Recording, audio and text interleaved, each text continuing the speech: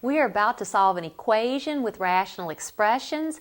If you have an equation, remember you have the multiplication property of equality. So I can multiply through both sides of the equation by any non-zero number. Do not start applying this though when adding, subtracting, multiplying, or dividing to expressions. You do not have an equation then, and you cannot do that. So let's look at this equation that we're solving. I'm solving an equation for y. It contains fractions, so let's multiply through by the multiplication property by the least common denominator. Y times 3 times 5, the least common denominator is 15y.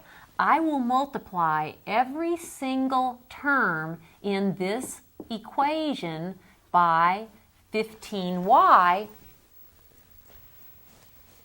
so that I'll divide out any fractions. So that's 15y times 4 over y minus 15y times 5/3 is equal to 15y times negative 1 over 5.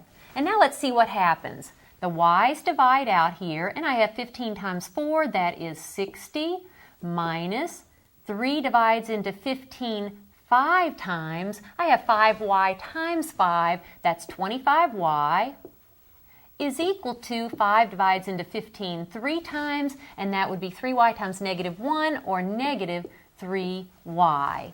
And now this looks much simpler.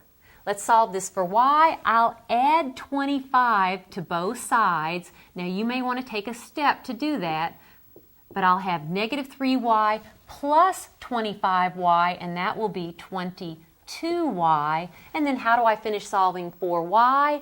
I will divide both sides by the coefficient of y, which is 22.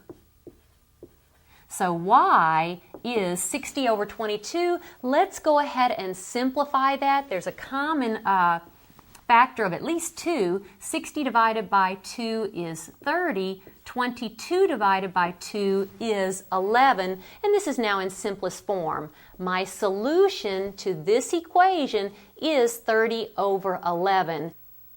And remember, y can be any number here except 0. Because y lies in the denominator, y cannot be 0. Here's my solution.